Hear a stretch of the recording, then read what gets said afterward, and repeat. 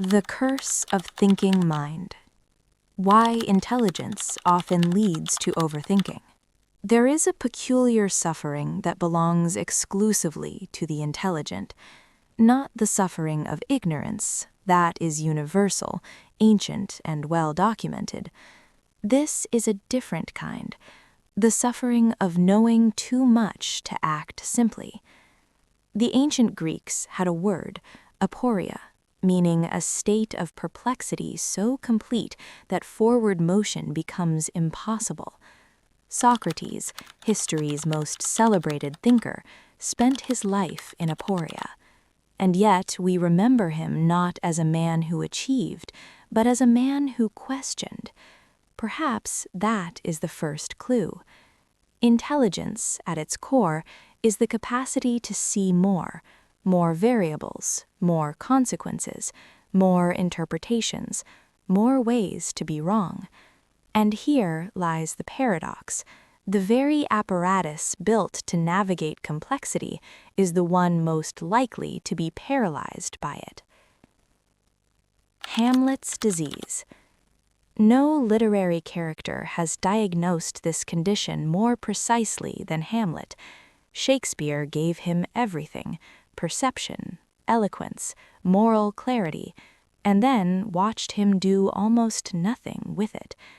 To be or not to be is not just a question about death, it is a question about the impossibility of decision when the mind is too awake.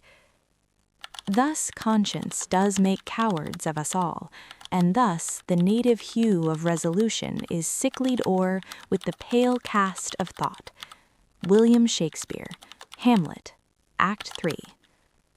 The literary scholar Harold Bloom called Hamlet the first modern consciousness. What made him modern was not his grief, it was his self-awareness about his grief.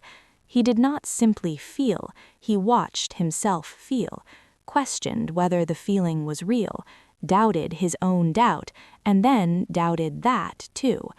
This recursive loop, thought, observing thought, is the engine of both genius and paralysis. Rumination, when the mind feeds on itself. In modern psychology, this phenomenon has a clinical name: rumination. Psychologist Susan Nolan Hoeksema, who spent decades studying depressive thought patterns, found that people with higher verbal intelligence, those most capable of articulate inner monologue, were significantly more prone to ruminative cycles. Why? Because rumination requires raw material. It requires a mind rich enough in language and abstraction to spin a single incident into an entire philosophy of self. The less articulate mind moves on, the richer mind stays, turns the stone over, examines the underside, questions whether it is truly a stone at all.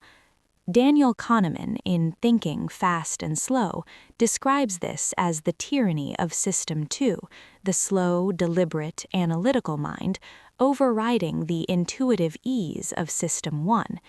Intelligence amplifies System 2, and with it the potential for endless deliberation. The Stoic philosopher Marcus Aurelius, himself a deeply analytical thinker who governed an empire, wrote entire journals warning himself against exactly this tendency. Meditations reads less like the wisdom of a powerful man and more like a man constantly talking himself back from the edge of paralytic thought. Confine yourself to the present, he wrote, again and again, as though the instruction required constant repetition to take hold. Self-awareness, the double mirror. Here is where it becomes philosophically vertiginous.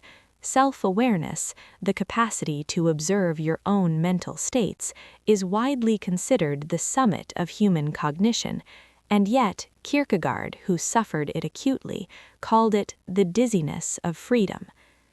Anxiety is the dizziness of freedom. The more consciousness, the more self, the more will, the more anxiety. Søren Kierkegaard, The Concept of Anxiety, 1844. Kierkegaard understood that to be fully conscious is to be aware of every path not taken, every version of yourself that could have been, every consequence branching from every choice. This is not a malfunction. This is intelligence doing precisely what it was designed to do, model possibility. The tragedy is that infinite possibility, experienced subjectively, feels indistinguishable from being trapped. The French existentialist Sartre crystallized this into his most piercing formulation: man is condemned to be free. Condemned, not blessed. Condemned. Because freedom, truly understood, is weight, and intelligent minds carry it most completely. The cognitive loop and the illusion of control. There is a seductive lie buried inside every act of overthinking, that if you think long enough, you will eventually think your way to certainty. This is perhaps the deepest trap of the intelligent mind, the belief that the right answer is only one more revolution of thought away. The philosopher Pascal, mathematician and mystic, identified something essential here. All humanity's problems stem from man's inability to sit quietly in a room alone, he wrote in Pensée. He meant not that thought is the enemy, but that compulsive thought, thought as avoidance of stillness, is a form of flight. The cognitive loop is at its root a refusal to accept the irreducible uncertainty of existence. Psychologist Barry Schwartz, in The Paradox of Choice, 2004, documented how expanding options, much like expanding cognitive processing, reliably increases anxiety and decreases satisfaction. More capacity to evaluate means more suffering over what was left unchosen. The Zen tradition cuts through this with characteristic bluntness. When the monk asks the master for the meaning of life, the master offers tea. The meaning is, stop asking and drink, not because the question is unworthy, but because no amount of asking will ever answer it, and the asking, unchecked, becomes the obstacle to living. The way out is not less thought, it is better thought. It would be a mistake to conclude that intelligence is a curse to be escaped. The goal has never been to think less.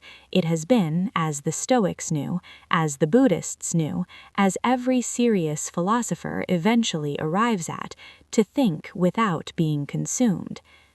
Viktor Frankl, writing from the wreckage of Auschwitz in Man's Search for Meaning, observed that those who survived psychologically were not those who stopped thinking, they were those who oriented their thinking towards meaning rather than turned it inward on itself.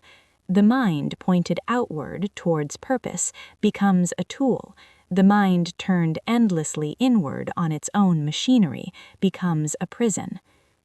Between stimulus and response, there is a space. In that space is our power to choose our response. In our response lies our growth and our freedom.